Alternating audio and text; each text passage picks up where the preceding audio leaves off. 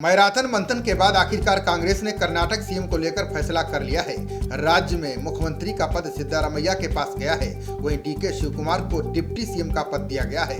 अब सवाल उठता है कि आखिरकार इसके पीछे क्या कारण रहा कि डीके शिवकुमार डिप्टी सीएम पद के लिए राजी हो गए। वहीं पिछले 2 दशक के बाद कर्नाटक में किसी भी दल को पूर्ण बहुमत दिलाने वाले डीके शिवकुमार पर सिद्धारमैया कैसे भारी पड़ गए। डीके शिवकुमार को डिप्टी सीएम बनने के लिए मनाने में कांग्रेस को काफी मशक्कत करनी पड़ी है। डीके शिवकुमार डिप्टी सीएम पद लेने को तैयार नहीं थे।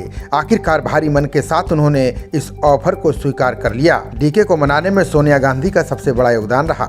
सीएम की कुर्सी के लिए अड़े डीके को सबसे पहले महत्वपूर्ण मंत्रालय के साथ डिप्टी सीएम का ऑफर दिया गया। जब इस पर बात नहीं बनी तो आधे कार्यकाल के बाद मुख्यमंत्री बनाने का भरोसा दिया गया। इसके बाद भी डीके शिवकुमार तैयार नहीं हो रहे थे, लेकिन सोनिया गांधी के हस्तक्षेप के बाद उन्हें राजी होना पड़ा।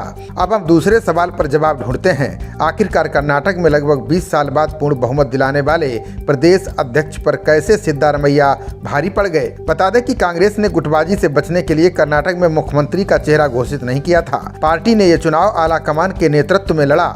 ये बात अलग है कि समय समय पर प्रदेश अध्यक्ष डीके शिवकुमार और सिद्धारमैया सीएम पद के लिए अपनी अपनी दावेदारी पेश करते रहे। कांग्रेस ने इस चुनाव में बीजेपी को सत्ता से बाहर का रास्ता दिखाते हुए प्रचंड जीत हासिल की है। सामाजिक न्याय का मुद्दा सिद्धारमैया के पक्ष में गया। सिद्धारमैया कांग्रेस के कर्नाटक में सबसे बड़े नेता में से एक हैं। कर्नाटक में कांग्रेस ने बीजेपी के हिंदुत्व कार्ड का मुकाबला करने के लिए सामाजिक न्याय के मुद्दे पर चुनाव लड़ा। कांग्रेस ने चुनाव प्रचार के दौरान जाति आधारित जनगणना की वकालत की।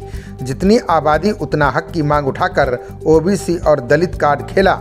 इसमें सिद्धारमैया की बड़ी भूमिका रही। सिद्धारमैया कुरवा समुदाय से आते हैं। वे राज्य में सबसे बड़े ओबीसी नेता माने जाते हैं। ऐसे में 2024 चुनाव में ओबीसी वोट को अपने पक्ष में करने के लिए कांग्रेस के पास सिद्धारमैया से अच्छा कोई चेहरा नहीं था। सिद्धारमैया भले ही कुरवा समुदाय से आते हैं, लेकिन उनका दलित अल्पसंख्यक आबादी समाज में भी जनाधार है।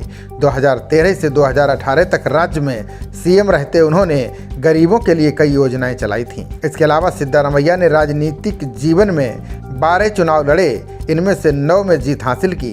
वे 2013 से 2018 तक कर्नाटक के सीएम रहे। वे इससे पहले 1994 में जनता दल सरकार में कर्नाटक के उप मुख्यमंत्री भी रहे। इस दौरान उनकी अच्छी प्रशासनिक पकड़ रही। यही वजह है कि पार्टी ने उन्हें डीके शिवकुमार की तुलना से अधिक तवज्जो दी। कर्नाटक की राजनीति में भ्रष्टाचार बड़ा मुद्दा रहा है। यहाँ सीएम से लेकर मंत्री पद पर रहे कई नेताओं को न सिर्फ अपनी कुर्सी गंवानी पड़ी, बल्कि जेल भी जाना पड़ा।